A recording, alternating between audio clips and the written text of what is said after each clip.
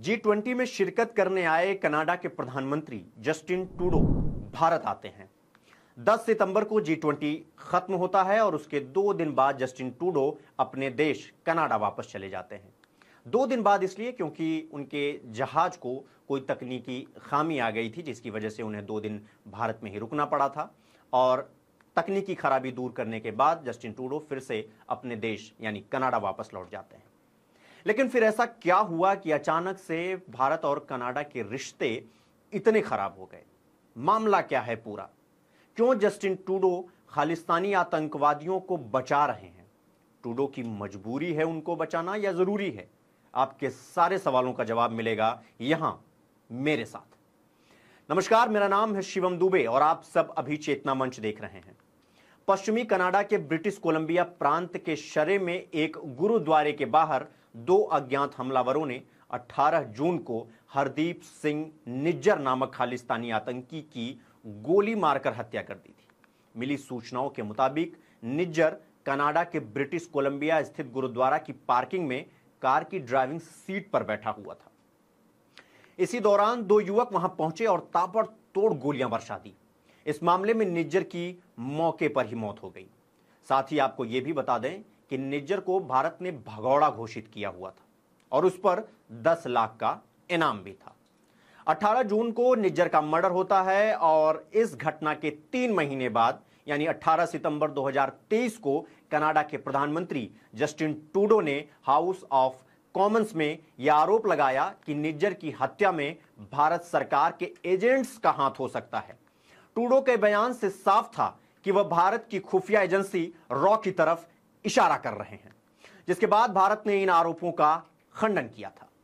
खालिस्तानी आतंकी हरदीप सिंह निज्जर की हत्या मामले में कनाडा के प्रधानमंत्री जस्टिन ट्रूडो ने भारत पर बिना सोचे समझे निराधार आरोप लगाते ही मानो आग में किसी ने घी डाल दिया हो।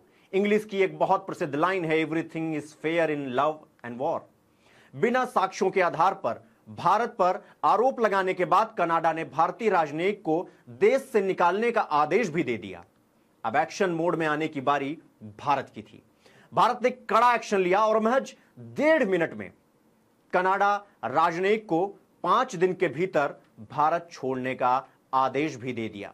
वो वीडियो आप सबने देखा होगा जब तिलकते हुए कनाडा के राजनयिक बाहर निकले थे। बात यहीं तक नहीं रुकती, आपको बता दें कि बात और भी बिगड़ती चली गई।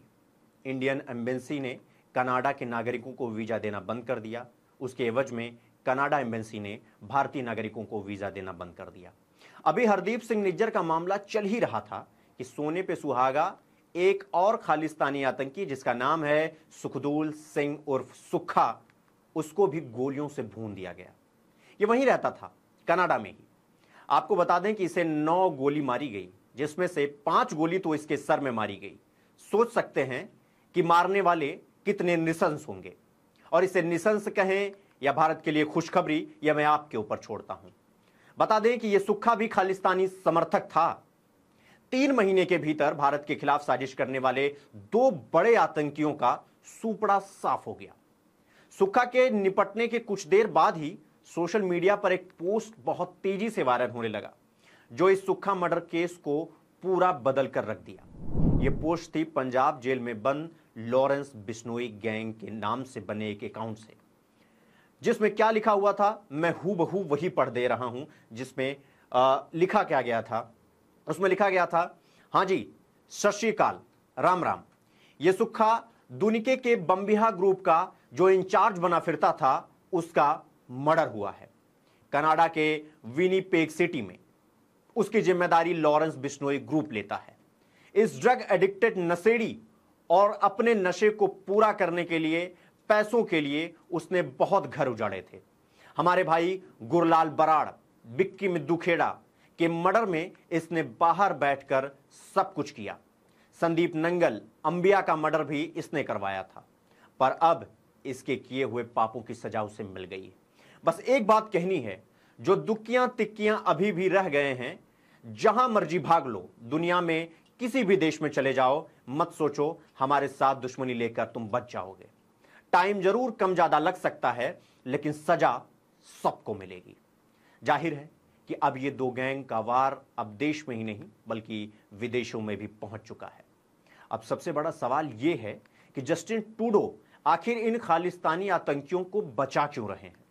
उनके बचाने के चक्कर में वो भारत से टक्कर तक लेने को तैयार हो गए। इसकी पड़ताल करने के लिए हम आपको 8 साल पीछे लिए चलते हैं।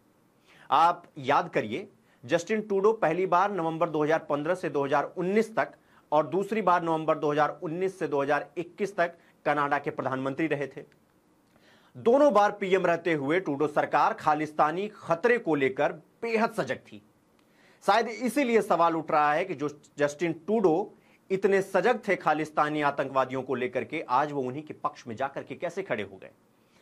कनाडा की खुफिया विभाग 2021 तक खालिस्तानी गतिविधियों पर लगातार नजर रखता था। हालात तब बदले जब सितंबर 2021 में हुए चुनाव में ट्रूडो की पार्टी बहुमत नहीं मिला और सरकार बनाने के लिए उन्हें जगमीत सिंह की अगुवाई वाली न्यू डेमोक्रेटिक पार्टी का समर्थन लेना पड़ा। सिंह को कनाडा में प्रो खालिस्तानी नेता माना जाता है। अब इसे जस्टिन ट्रूडो की मजबूरी समझें या जरूरी समझें, दोनों में मैं आपके ऊपर छोड़ रहा हूं। आप क्या समझते हैं, अपनी राय हमें कमेंट में लिख के बता सकते हैं। आगे बढ़ते हैं। हालांकि कनाडा से लेकर पंजाब तक अब तक खालिस्तानी आतंकियों की लंका लगी हुई है। पंजाब में जांच एजेंसियों द्वारा भारत छोड़ कनाडा भागे आतंकियों की संपत्ति, बैंक अकाउंट सबके सब सीज किए जा रहे हैं। भारतीय जांच एजेंसी एनआईए और पंजाब पुलिस द्वारा उन तमाम खालिस्तानी आतंकवादियों के नाम की एक लिस्ट भी जारी कर दिया गया है, जिसमें अब सिकंजा कसना शुरू हो गया है। पहला नाम है गुरपिंदर सिंह उर्फ बाबा, सतवीर सिंह वारिक उर्फ सैम, स्नोवर ढिल्लन, लखबीर सिंह उर्फ लांडा, अर्शदीप सिंह उर्फ अर्श डाला, चरणजीत सिंह उर्फ रिंकू बिहला, रमनदीप सिंह उर्फ रमन, जज गगनदीप सिंह उर्फ गगना। कनाडा सरकार को यह भ्रम हुआ कि वो ऐसे ही करके भारत को डरा लेंगे, लेकिन उन्हें जरा सा भी अंदाजा नहीं था, यानी जस्टिन ट्रूडो को जरा सा भी अंदाजा नहीं था कि यह सारा का सारा पलड़ा उन्हीं पर भारी पड़ जाएगा। इस मामले पर जितनी हमारी नजर है उतनी ही आपकी नजर हो, इसके लिए आपको एक काम करना होगा, चेतना मंच को सब्सक्राइब करना होगा, फॉलो करना होगा। तो जल्दी से चेतना मंच को फॉलो कर लीजिए और हमें अभी के लिए इजाजत दीजिए और अपना बहुत ख्याल रखिए। देखते रहिए चेतना मंच। धन्यवाद।